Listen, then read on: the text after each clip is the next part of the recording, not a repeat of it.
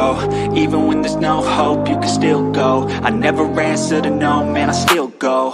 Go, go, go, go, go, go, go, go. Isso foi bem interessante durante a semana. No dia 13/9, o CSHG Logística, que é o HGLG11, administrado e gerido pela CSHG e que tem 327.788 cotistas, eles soltaram um fato relevante. Olha que interessante, né? Não tem nada a ver com fundo isso. Soltaram um fato relevante para avisar que no dia 16/9 iria acontecer o rebalanceamento da carteira de um índice internacional com possível ajuste de composição da carteira, da qual o fundo faz parte. O mesmo rebalanceamento acontece de forma periódica, a cada 3 meses a gente consegue perceber, conforme a metodologia do índice, tendo ocorrido por 2 vezes em 2022, nos dias 18 de março e no dia 17 de junho. E aconteceu agora no dia 16/9. Interessante, né? Isso não tem nada a ver com o fundo, não tem nada a ver com a gestão. Mas eles tiveram a preocupação, a atenção de informar isso para o investidor. O que acontece? Tem índices, como o índice Bovespa, como o IFIX, existem vários índices no mundo. Fora do Brasil, mais ainda.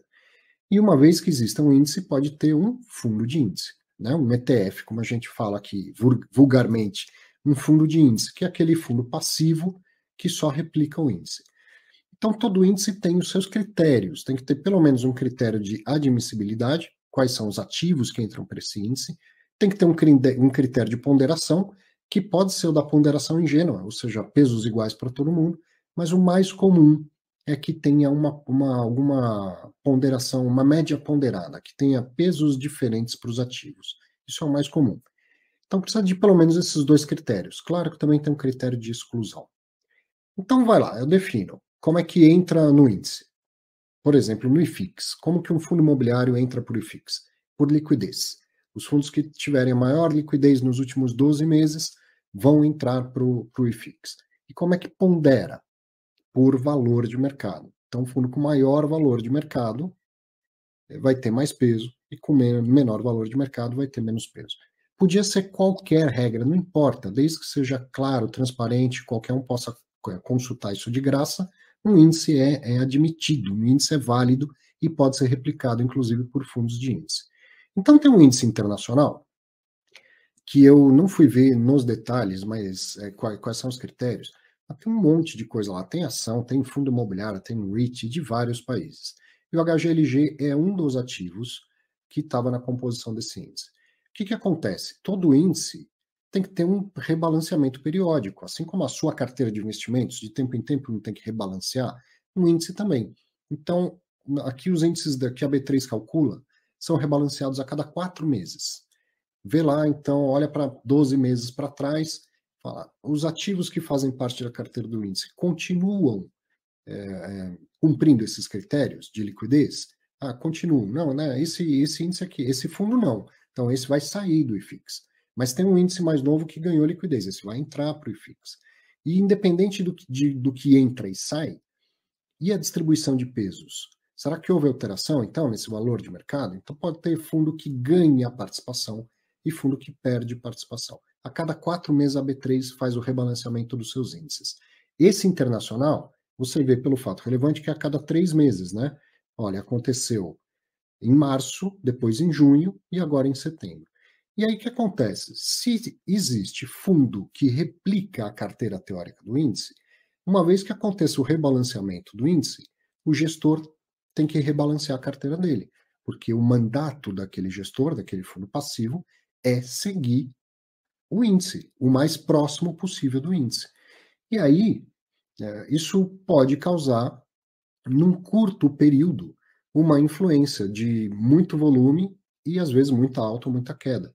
Então, imagina que o HGLG, que faz parte do índice, ele saiu do índice. Deixou de cumprir algum critério, saiu do índice. Todos os ETFs que replicarem esse índice têm que vender o HGLG e comprar algum outro ativo que entrou no lugar. Você imagina, então, o mar de ordem de venda que vem da noite para o dia de sei lá quantos fundos replicam o índice. Veja o caso do Ibovespa. Tem vários ETFs que replicam o Ibovespa. Né? Não é para cada índice um ETF. Então, no curto prazo, pode gerar uma anomalia, tanto em oscilação de preço quanto em volume. Médio e longo prazo não muda nada, não mudou o fundamento, o fundo é o mesmo, com os mesmos ativos, com a mesma gestora, não mudou nada. Mas no curto prazo, vem uma enxurrada de compra ou de venda de acordo com o que aconteceu no rebalanceamento. E o pessoal do Credit Suisse teve o cuidado de te avisar com 3 dias de antecedência que isso ia acontecer. Porque das outras vezes teve movimentações atípicas e todo mundo ficou sem saber o que tinha acontecido. Na primeira vez até eles não sabiam que isso tinha acontecido. Não dá para saber de quais índices o fundo faz parte, todos do mundo, né? Hoje em dia o mundo está todo interligado. Nem tem como saber. E eles tiveram cuidado de, já que sabiam, tinham conhecimento que faz parte desse índice, de ver quando seria o rebalanceamento e avisar o mercado do rebalanceamento. Será que teve algum efeito isso? Teve, ó. Sexta-feira, essa é uma página no Clube FI que é muito legal, logo no começo, que é o resumo de mercado. Eu dei um print só da parte que fala dos maiores volumes. Olha aqui, maiores volumes na sexta-feira. Olha o maior volume. HGLG. Não por acaso. Foi o dia do rebalanceamento do índice, né? Maior volume, 48 milhões negociados do HGLG. O segundo foi o hectare, o HCTR11, que eu ouvi que também iria entrar para esse índice. Não fazia parte, iria entrar. Não tenho certeza, mas é bem provável, até porque você vê um volume muito grande nesse fundo também. Então perceba que o rebalanceamento de carteira já fez um estrago, vamos dizer assim, no volume, né? O volume foi muito atípico. Foi mesmo? Foi, olha aqui, ó. Aí eu vou na página do HGLG no Clube FI, vejo lá a liquidez histórica e a gente pode comparar. Ó, no mês de agosto, negociou por dia, em média, 5 milhões e 500, arredondando. No mês de julho, 5 milhões e 200. No mês de junho, 6 milhões por dia. Bom, só ontem negociou 46 milhões, 48 milhões e 600. Então, obviamente, teve uma liquidez muito maior do que a média do HGLG. E preço? Influenciou o preço? Bem provável, né?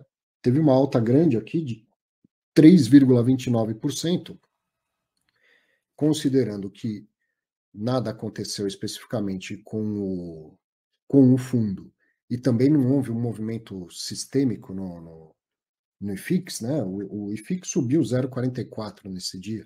É muito provável, então, que o HGLG tenha ganhado um pouco de espaço a mais nesse índice, que ele tenha ganhado peso na ponderação desse índice internacional, e o ajuste veio, então, com uma força compradora.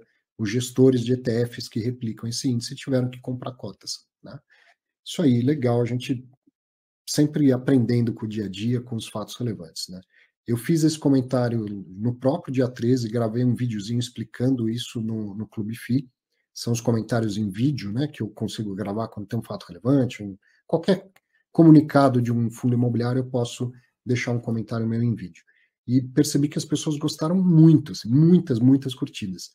Então, apesar de ser uma coisa aparentemente simples, acho que não estava claro, e não pelo fato relevante, não é isso.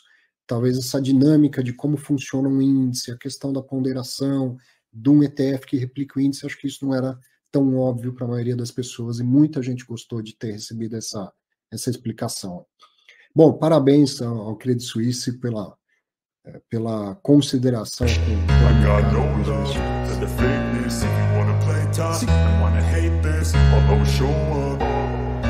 I don't ever slow up, no I don't take I got no love for the fakeness. If you wanna play tough and wanna hate this, I'll always show up.